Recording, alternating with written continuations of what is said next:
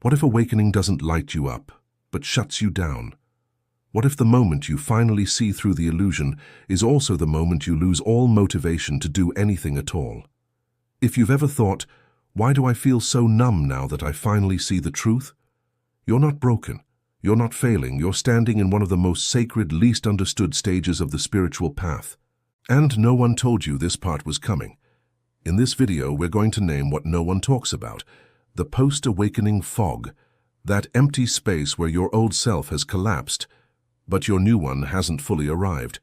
You'll understand why the spark disappeared, and how it's not a sign of regression, but of transformation. Carl Jung called it individuation. We'll call it what it feels like, a psychological and spiritual reboot. And by the end, you won't just know what's happening. You'll feel less alone in it. I'll tell you the story of a woman who, after years of spiritual study, had a profound awakening, only to find herself unable to get out of bed weeks later. No joy, no drive, just silence. And in that silence, something deeper began. If you've ever felt like your old motivations died with your old self, like you're floating between who you were and who you're becoming, this is for you. And if any of this feels like your experience, comment below. I'm in it. Let's walk through this together, because awakening isn't the destination, it's the doorway. Have you ever had a moment when everything made sense, and then suddenly nothing did? When the very clarity you longed for finally arrived, only to dissolve everything you thought gave life meaning? It doesn't come with fanfare. It's not the lightning bolt people imagine. It's quieter than that and subtler, like something inside you let go of the world and forgot to tell you what to hold on to next. At first, awakening feels like a gift. You see through the illusion. You notice the masks everyone's wearing, even your own. You glimpse something vast, unnameable and real, and you think, this is it. This is what I was searching for. But then it shifts. The high fades. The euphoria dims. You stop craving what you used to chase, not out of peace, but out of perplexity. Why does it feel like the more you see, the less you care? Why does truth make everything feel too numb? You're not alone. In fact, this is one of the most common and least talked about parts of spiritual awakening. It's not a failure, it's a transition. But because it doesn't look like bliss, people mistake it for something gone wrong. So they think, I was supposed to feel enlightened. Why do I feel empty? Let me tell you a story. A woman I knew once described her awakening like being set on fire from the inside out. She saw through the games, the endless striving for success, validation, purpose, and for a while she glowed, radiant, light. But a few weeks later, she could barely get out of bed. She told me, I don't feel sad. I just don't feel anything. Her to-do list was untouched. Her dreams felt irrelevant. Even her favorite books sounded hollow. I used to fight so hard for my future, she said. Now I can't remember why. That, right there, is the crack where the light gets in. Awakening isn't always a sunrise. Sometimes it's the sound of silence after a storm, when you realize the storm was all you knew. And now, without it, who are you? Carl Jung understood this silence, not as a symptom, but as a signal. He believed awakening was never meant to be the end goal. It's the breakdown before the breakthrough, the shedding of an old skin, the pause before rebirth, and most people, he warned, try to skip this phase, because it's not pretty, it's not tweetable, it's not the part you put in a reel with background music. It's the sitting, in the middle of your life, feeling like a stranger in your own story. It's waking up to realize you've been living by someone else's map, and now yours is blank. No instructions, no directions, just a compass you haven't learned to trust yet. And if you're here, listening to this, chances are you've felt that too. You've had glimpses of freedom, followed by waves of confusion. You've shed the old stories but haven't found the new one. You've tasted truth, but it's made your world quieter, not louder. That's not a mistake. That's the moment before the miracle. You see, the reason awakening breaks you is because it has to.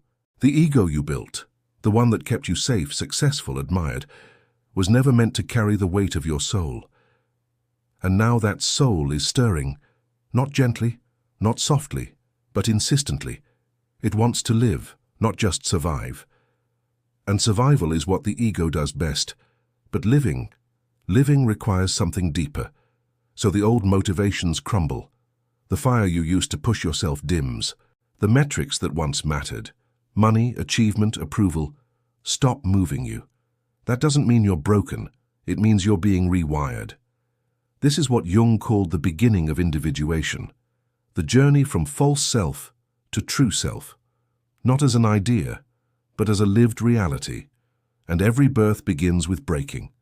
So if you're feeling lost, unmotivated, like nothing makes sense anymore, breathe. You're not behind. You're not broken. You're not failing. You are becoming.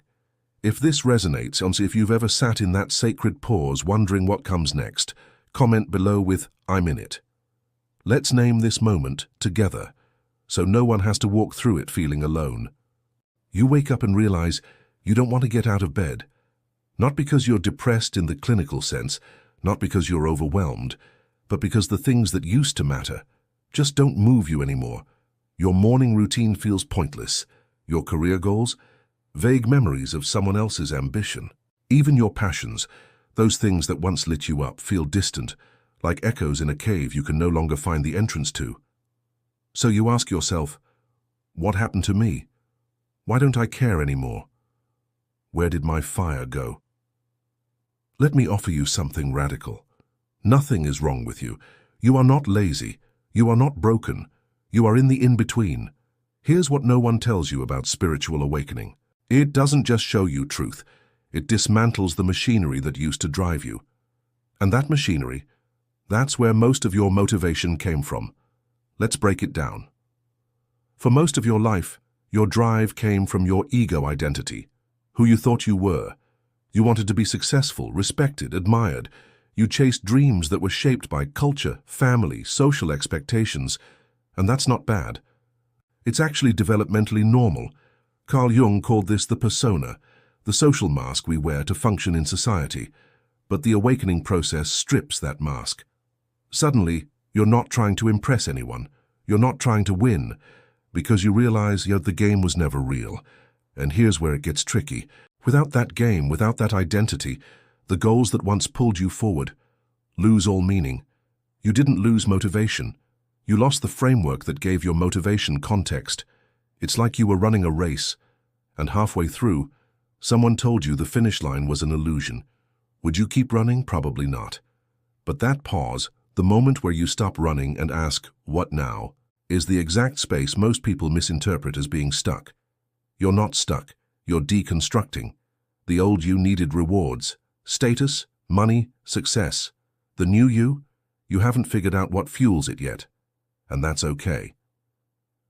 Carl Jung described this phase as the space where the unconscious becomes conscious, where all your hidden drives, buried fears, unprocessed shadows rise to the surface. And in that rising, your old motivations collapse, because the ego isn't gone, it's confused, it lost its map, and without a new one, it doesn't know what to do.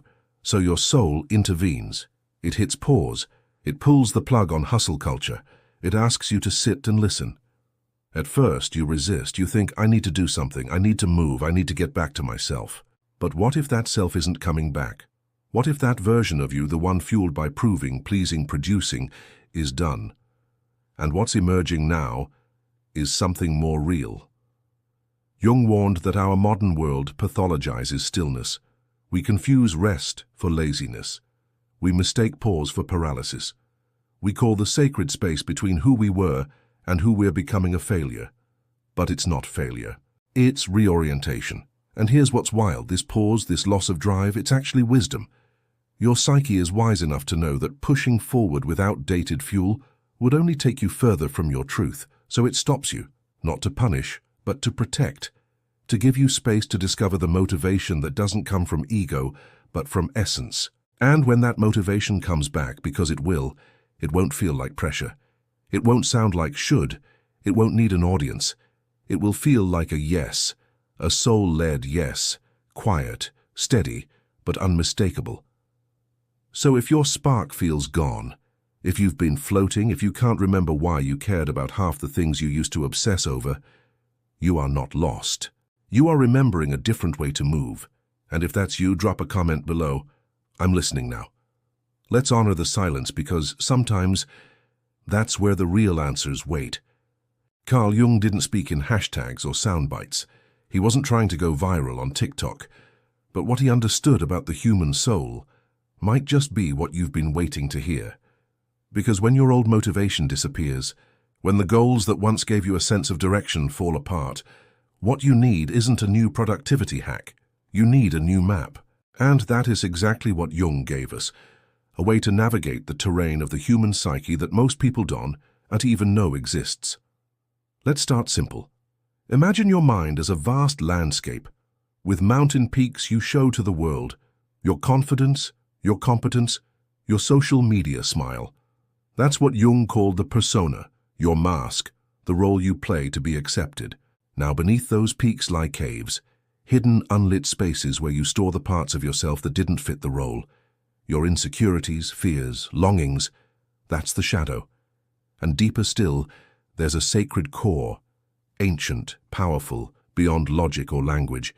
Jung called it the self, not the ego, not your personality, but the part of you that's always been and always will be.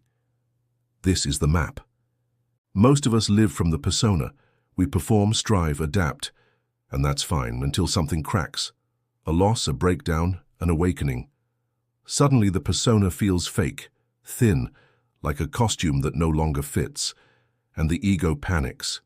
It's spent a lifetime protecting you, defining success, avoiding rejection, chasing validation, but awakening flips the script. The unconscious becomes conscious, and the ego loses control. Jung didn't say the ego should be destroyed. He said it should be integrated, brought into alignment with the deeper self. That's the journey he called individuation, becoming whole by reconciling your conscious identity with your unconscious truth. Here's the thing, though. Individuation isn't instant. It's messy, non-linear, and deeply disorienting. At first you feel liberated, finally free from the pressures of ego goals. But then comes the void, because without the persona's goals, the ego loses its compass. You wake up each day and think, who am I now? That's not a breakdown. That's a breakthrough in progress. It's like your inner architecture is being redesigned. The scaffolding of your old self is dismantled. And before the new structure rises, there's rubble, space, silence. And that's where many people give up. They mistake this silence for failure. They try to rebuild the old self instead of listening for the new one. But Jung offered a different perspective. He saw the psyche as intelligent.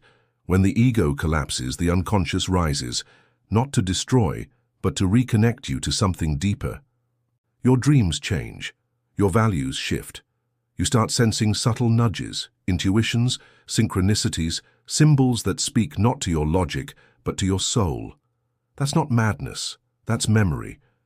You're remembering who you are beyond the performance. Let's get practical. You might find yourself uninterested in conversations you once craved. You might feel drawn to silence, nature, solitude. Your goals might feel hollow, your energy inconsistent. You're not broken. You're in reconfiguration. Think of it like this. If your life was a song, you've stopped dancing to someone else's rhythm, and for a moment there's no music at all, just quiet. That quiet is sacred. It's where the self begins to hum. Faint at first, then stronger. Not demanding, but undeniable. Jung believed that within each of us lies the blueprint for our own becoming. But to access it, the ego must loosen its grip. Not vanish, just shift. Move from driver to co-pilot. And when that shift happens, something beautiful unfolds. You stop chasing and start listening. You stop asking, what should I do, and start wondering, what's true for me now? You stop trying to be impressive and begin the quiet work of being authentic. So if you're in the midst of this psychological disorientation, if your old map is gone and the new one hasn't appeared, just breathe. You're not lost, you're remapping. And if any part of this map feels like home to you, leave a comment. I'm finding my way. Let's walk this path together, not to rebuild the old, but to welcome the new self that's ready to emerge. There's a phase no one warns you about, a phase that doesn't show up in spiritual memes or motivational quotes. It's not glamorous, it doesn't sparkle, and it rarely gets likes. It looks like sitting in silence, staring at the ceiling, wondering if you're losing your mind. It feels like time has stopped, but not in a peaceful, meditative way. More like life hit pause and forgot to press play again. This is the sacred pause. Carl Jung understood it. He didn't call it burnout, he didn't pathologize it. He saw it as a rite of passage, the void between who you were and who you re-becoming. In myth, this is the underworld, the cocoon, the desert. It's the space between stories, the death before the rebirth. And it's where you are right now. You've awakened. You've seen through the illusion, but now the script is gone and no one handed you a new one. So you wait. Not out of laziness, but because something inside knows this silence matters. But the world doesn't know what to do with silence. It tells you to fix it, to hustle, to find a new goal, a new identity, a new 10-step plan. But what if the silence isn't the problem, but the teacher? Let's go back to the cocoon. When a caterpillar enters metamorphosis, it doesn't just grow wings, it dissolves completely into goo. No form, no function, just biological soup.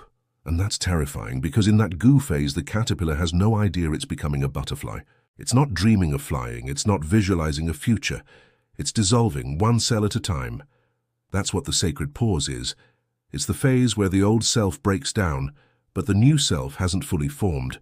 You're no longer the caterpillar, but not yet the butterfly. And goo doesn't hustle. Goo doesn't produce content, answer emails, or rise and grind. Goo just is. That's why this phase feels wrong, because we've been conditioned to equate stillness with failure. But Jung knew better. He called this process an antiodromia, the swing into the opposite. When your psyche flips from ego-driven striving to soul-level stillness, from I must do everything to why do anything, and that swing is sacred. It restores balance, it cleans the palate. It empties you of false motivations so something real can emerge. But here's the challenge. Most people fight the pause. They try to fill it with noise, projects, plans, spiritual bypassing. They say things like, "It is all illusion anyway," while secretly panicking that they've lost their edge. That's not surrender. That's spiritual avoidance. True surrender looks like this: sitting in the silence without needing to escape it, feeling the discomfort without labeling it, allowing the goo to be goo. That takes courage, because when you're not performing, who are you? When no one's watching, do you still matter? When the goals fall away, what remains? The sacred pause asks you to answer these questions not with words, but with presence. It asks you to trust the silence long enough to hear what your soul has been whispering underneath all the noise. And eventually, if you stay, something shifts. The silence doesn't end, but it softens. It becomes spacious instead of suffocating. You start to feel a flicker, not of pressure, but of possibility. A quiet nudge. A faint yes. That's the new self stirring. Not with a roar, but with a whisper. So if you're in the goo, if you've been sitting in the sacred pause wondering if you're doing something wrong, you're not. You're doing the most important work of your life. Let yourself dissolve. Let the old fall away. Let the silence speak. And if that's where you are, drop a comment, still in the goo. Because naming it takes the shame away and reminds you that transformation isn't always loud. Have you ever had a thought so uncomfortable you pushed it away the moment it appeared? A memory you buried, a truth you couldn't say out loud, a part of yourself you hoped no one would ever see. Carl Jung had a name for that. He called it the shadow, not because it's evil, but because it's hidden, unseen, unacknowledged, unwelcomed. And in the sacred pause after awakening, when everything else falls quiet, the shadow speaks louder than ever. This isn't just some abstract spiritual idea. This is raw psychology. Because when your old identity collapses, it leaves space for what's been repressed to rise. And it does, not gently, not politely, but persistently. Suddenly you're flooded with feelings you thought you'd outgrown. Insecurities, resentments, shame, anger. The spiritual bypassing voice inside you says, "I shouldn't feel this. I'm supposed to be past this." But your soul whispers, "This is the work." See, We think awakening is about becoming more light, but Jung said it's about becoming more whole. And wholeness requires shadow. Not just your brilliance, but your brokenness, not just your love, but your rage, not just your clarity, but your confusion.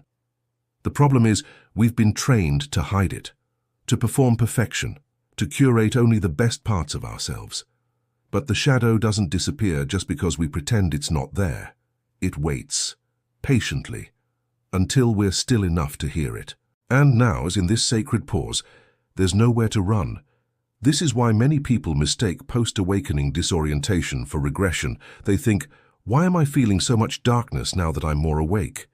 The answer is simple, because now you're finally safe enough to feel it. Your system knows the mask is off and it's time to clean house. This isn't punishment, it's purification.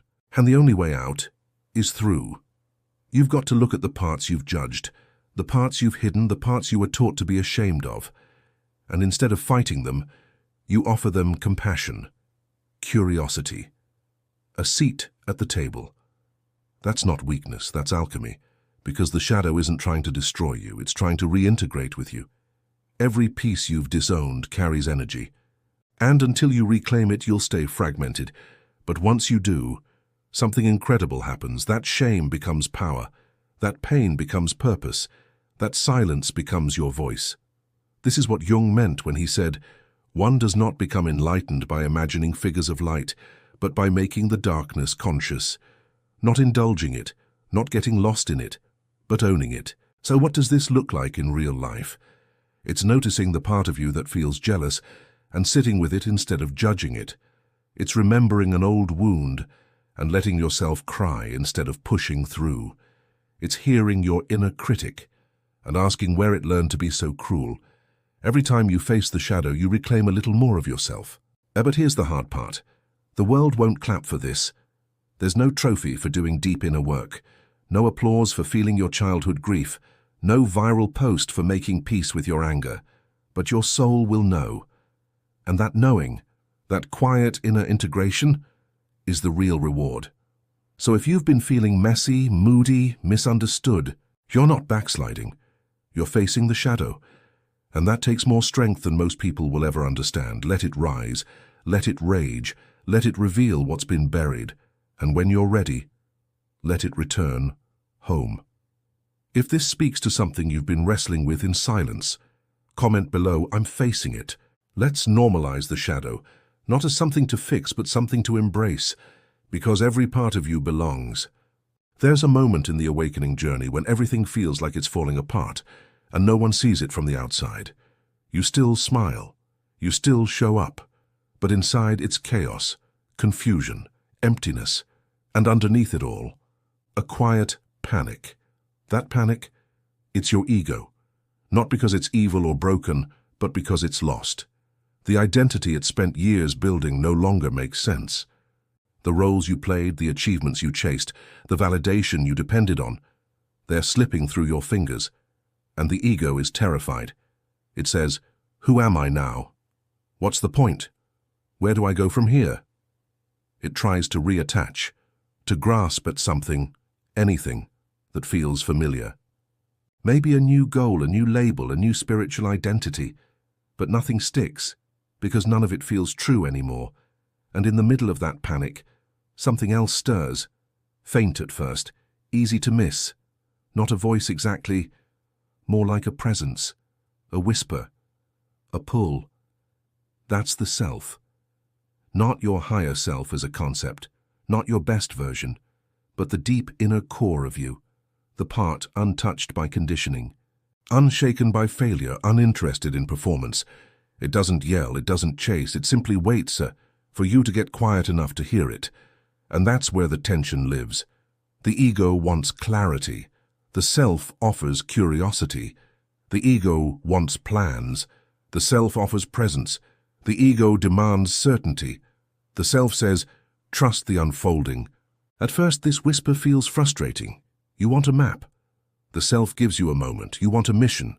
The self gives you a nudge. You want to go fast. The self slows you down.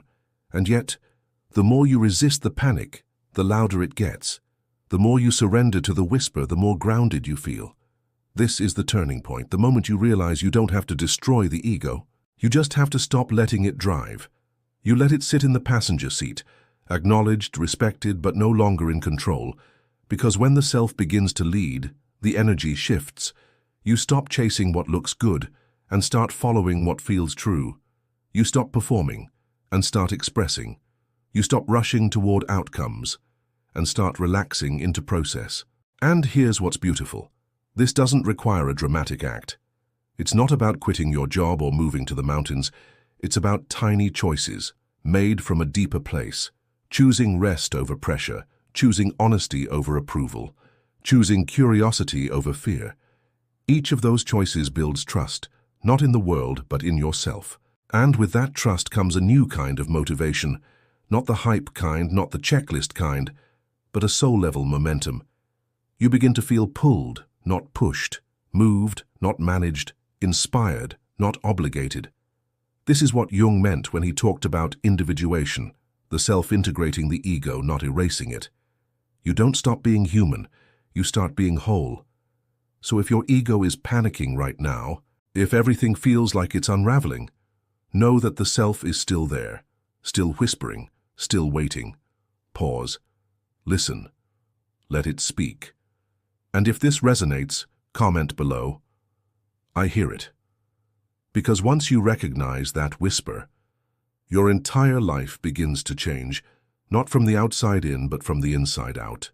You used to wake up with a checklist, goals, deadlines, a drive to get somewhere, be someone, prove something. The pressure felt normal, like fuel, until it stopped working. Now there's a different energy, or maybe no energy at all. You try to get excited about things that once lit you up and nothing happens. You wonder, did I lose my ambition? Am I lazy now? But deep down, something tells you, no, you're just wired differently now. Because here's the truth. Awakening doesn't kill your motivation, it rewires it. It pulls it out from the ego and places it into the self. And that shift changes everything. Old motivation feels like a chase, fast, urgent, always not enough. New motivation feels like a pull, quiet, steady, rooted in truth. The ego says, go big or go home. The self says, go where it's honest. The ego wants recognition. The self wants resonance. This new kind of motivation doesn't come with fireworks. It's subtle. Sometimes it arrives as a gentle nudge. Make that phone call. Other times it's a lingering idea that won't leave you alone. Not demanding, just persistent. You don't move because you should. You move because something inside whispers, yes. And yes, this can feel disorienting at first, because we're so conditioned to associate motivation with hype, adrenaline, external reward. So when the old fuel disappears and the new fuel is quiet, we mistake the silence for emptiness. But the silence is sacred, because it clears the space for something real. Real motivation doesn't ask, how do I win? It asks, what feels honest? What brings peace? What wants to move through me? You might notice it in how you create, less performative, more personal. In how you show up, less polished, more present. In what you say yes to, aligned, not obligated. This is what soul-powered motivation feels like. It doesn't push from fear. It flows from presence. It's the difference between hustling to be seen and serving because it feels right. Between forcing clarity and trusting what emerges. Between needing a result and honoring the process. And here's the paradox. This softer fuel is often more sustainable, more impactful, more alive. Because it's not draining you, it's expressing you. So how do you know if this new motivation is taking root? You start doing things quietly, joyfully, even if no one's watching. You stop explaining yourself, you follow your curiosity, you let things unfold, you say no more easily, you create space, and the right things fill it. You begin to notice a rhythm, not driven by urgency, but guided by alignment. And it feels more peaceful, not boring, not passive, peaceful. That peace is your compass now. It may not get applause, it may not look impressive, but it will feel true. And that's what you've been craving all along. So if you've been wondering where your spark went, maybe it didn't vanish. Maybe it just changed its language. And now it speaks in whispers, nudges, breath, and truth. If you feel that shift, even just a little, comment below, "I feel the pull." Because that pull, it's the self. And it's ready to move with you. You used to live by plans, by logic, by what made sense on paper. But now that doesn't quite work anymore. Your old decision-making system feels clunky, forced, disconnected. You find yourself asking different questions, not "what should I do?" but "what feels right? What's quietly calling me?" That shift, that's the beginning of living symbolically. Carl Jung believed that once the ego surrenders and the unconscious begins to rise, we become capable of living from a different layer of reality.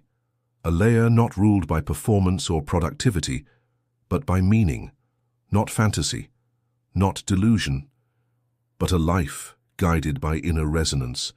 This is the symbolic life. It doesn't mean you reject logic or structure. It means you open the door to a deeper way of knowing.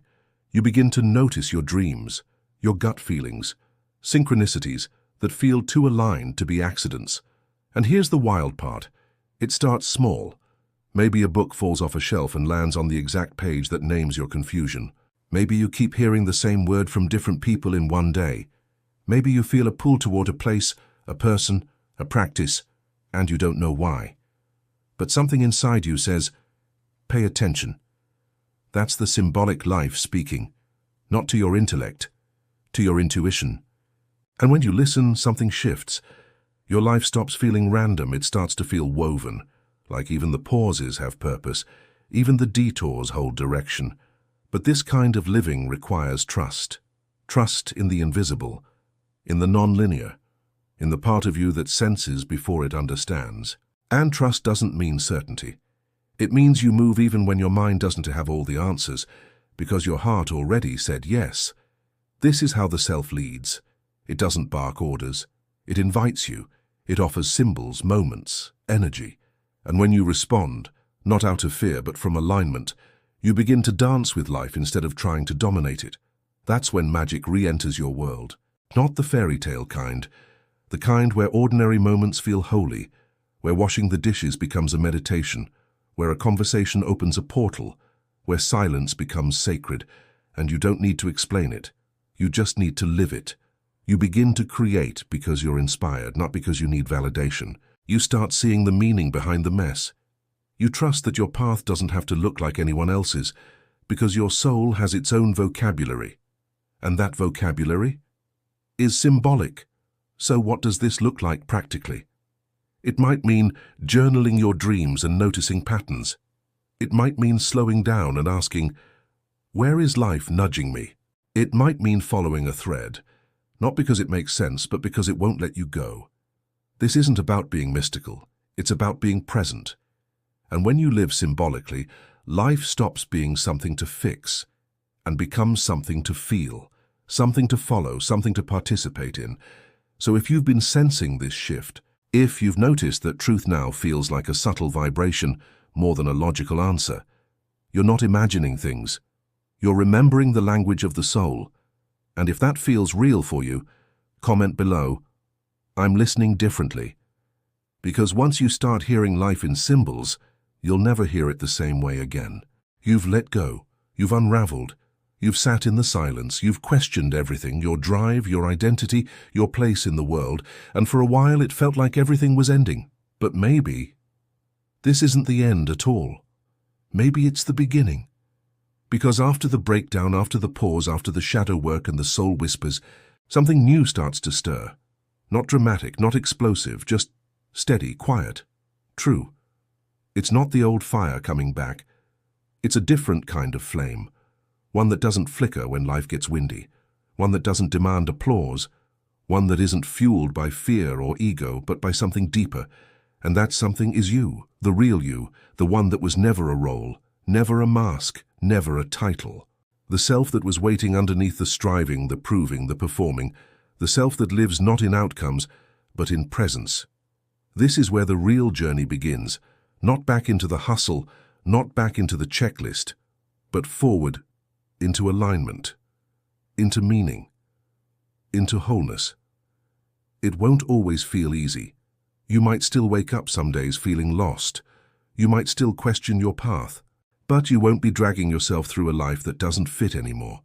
You'll be building one that does. One breath, one choice, one honest moment at a time. Because now, you're not living for approval. You're living from authenticity. You're not chasing clarity. You're trusting what resonates. You're not trying to become someone. You're remembering who you've always been. And when you live from that place, something beautiful happens. You begin to create. Not because you have to, but because you want to. You begin to serve, not for recognition, but because it brings you peace. You begin to say no without guilt, and yes without pressure. You begin to trust yourself, and that trust, that's the compass now.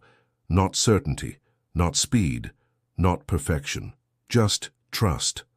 In your timing, in your path, in yourself. So no, this wasn't the end of your awakening. It was the space in between, the sacred goo, the shadow dance, the ego's unraveling, the self's quiet return. And now you begin again, not with the same fire, but with a deeper flame. And if any part of this journey resonated with you, if you've been quietly navigating your own sacred pause, comment below, "I'm becoming."